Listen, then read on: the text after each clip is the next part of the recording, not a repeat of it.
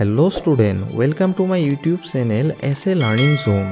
আজি আমি আলোচনা কৰিম ষষ্ঠ শ্ৰেণীৰ সমাজ বিজ্ঞানৰ দ্বিতীয় অধ্যায় পৃথিৱীৰ আকাৰ আৰু আকৃতিৰ প্ৰশ্ন উত্তৰসমূহ। অনুশীলনী 1 নম্বৰ, তলৰ প্ৰশ্নবোৰৰ চমু উত্তৰ লিখা।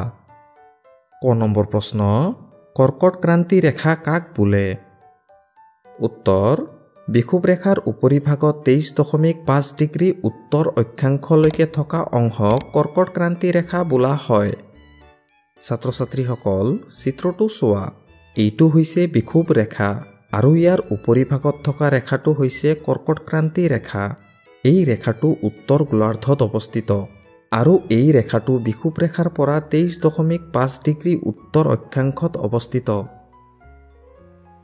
খ নম্বৰ প্ৰশ্ন, তাপমণ্ডল তিনিটা কি কি? উত্তৰ, তাপমণ্ডল তিনিটা হ'ল গ্ৰীষ্মমণ্ডল, নাতিশীতোষ্ণ মণ্ডল আৰু শীতমণ্ডল। ছাত্ৰ ছাত্ৰীসকল, চিত্ৰ 2.8ত চোৱা। এইটো পৃথিৱীৰ তাপমণ্ডলসমূহৰ চিত্ৰ। তাপমণ্ডলসমূহক তিনিটা ভাগত ভাগ কৰা হৈছে: গ্ৰীষ্মমণ্ডল, নাতিশীতোষ্ণ মণ্ডল আৰু শীতমণ্ডল। যিবিলাক দক্ষিণ গোলাৰ্ধত আছে সেইবিলাকক দক্ষিণ শীতমণ্ডল, দক্ষিণ নাতিশীতোষ্ণ মণ্ডল আৰু যিবিলাক উত্তৰ গোলাৰ্ধত আছে সেইবিলাকক উত্তৰ শীতমণ্ডল, উত্তৰ নাতিশীতোষ্ণ মণ্ডল বোলা হয়। গ নম্বৰ প্ৰশ্ন, অক্ষৰেখা কাক বোলে? উত্তৰ, বিষুৱ ৰেখাৰ সমান্তৰালকৈ ক্ৰমে উত্তৰলৈ আৰু দক্ষিণলৈ কিছুমান বৃত্তাকাৰ ৰেখা কল্পনা কৰা হৈছে। এইবোৰকে অক্ষৰেখা বোলে। চিত্ৰ 2.6ত চাবা। এইটো হ'ল বিষুৱ ৰেখা। বিষুৱ ৰেখাৰ সমান্তৰালকৈ ক্ৰমে উত্তৰলৈ আৰু দক্ষিণলৈ কিছুমান বৃত্তাকাৰ ৰেখা কল্পনা কৰা হৈছে। এই ৰেখাবোৰেই হ'ল অক্ষৰেখা। ঘ নম্বৰ, দ্ৰাঘিমা ৰেখা কাক বোলে? উত্তৰ, পৃথিৱীৰ উপৰিভাগৰ কোনো ঠাইৰ অৱস্থান নিৰ্ণয় কৰিবলৈ অক্ষাংশৰ উপৰি উত্তৰ মেৰু আৰু দক্ষিণ মেৰু সংযোগী কিছুমান কাল্পনিক ৰেখাৰ সহায় লোৱা হয়। এই ৰেখাবোৰকে দ্ৰাঘিমা ৰেখা বোলা হয়। চিত্ৰ 2.10ত চাবা। উত্তৰ মেৰু আৰু দক্ষিণ মেৰু সংযোগী কিছুমান কাল্পনিক ৰেখা অঁকা হৈছে। পৃথিৱীৰ উপৰিভাগৰ কোনো ঠাইৰ অৱস্থান নিৰ্ণয় কৰিবলৈ এই ৰেখাৰ সহায় লোৱা হয়। এই ৰেখাবোৰকে দ্ৰাঘিমা ৰেখা বোলা হয়।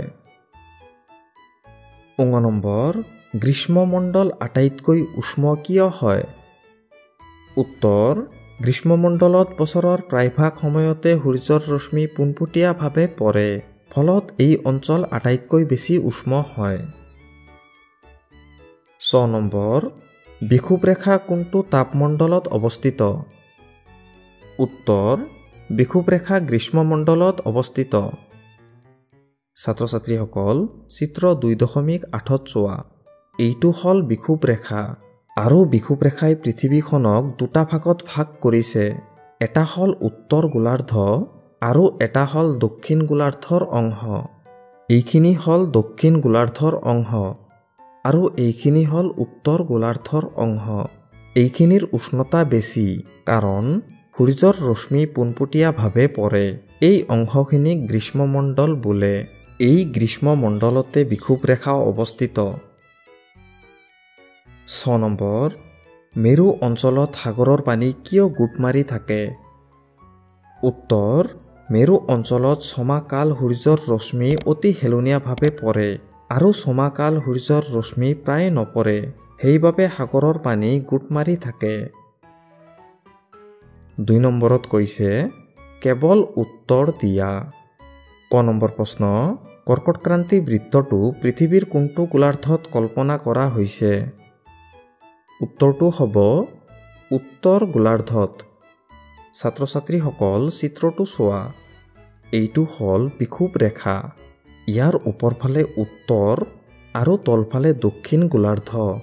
কৰ্কট ক্ৰান্তি ৰেখাটো পৃথিৱীৰ ওপৰফালে অৰ্থাৎ উত্তৰ গোলাৰ্ধত অৱস্থিত।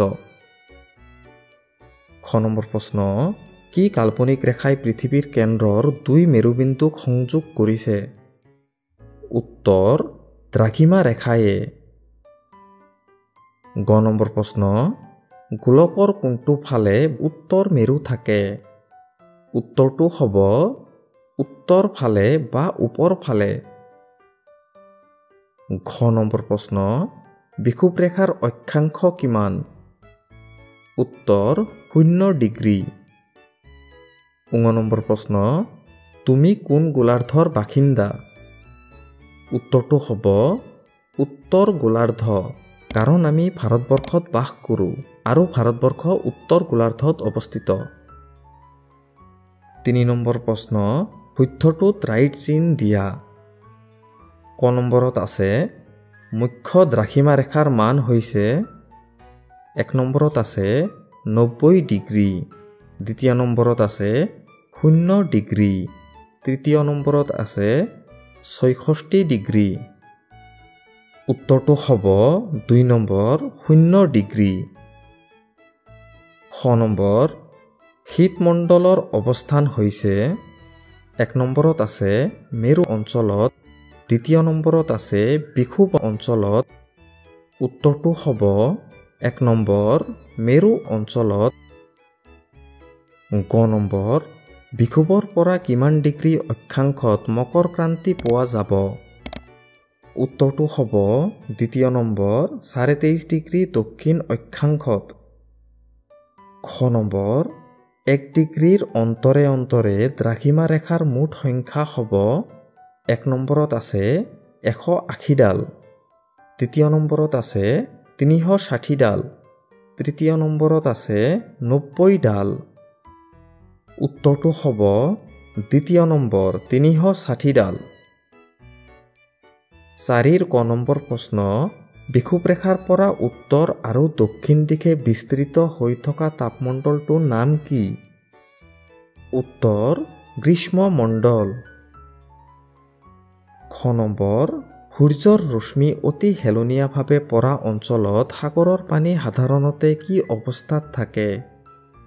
উত্তৰ গোটা অৱস্থা বা বৰফ অৱস্থাত থাকে। ছাত্ৰ ছাত্ৰীসকল, তোমালোকে সমাজ বিজ্ঞানৰ বাকী অধ্যায়বোৰৰ প্ৰশ্ন উত্তৰৰ বাবে চেনেলটো ছাবস্ক্ৰাইব কৰি ল'বা আৰু নটিফিকেশ্যন বেলটো অন কৰি দিবা। তোমালোকক ভিডিঅ'টো সম্পূৰ্ণ দেখাৰ কাৰণে ধন্যবাদ।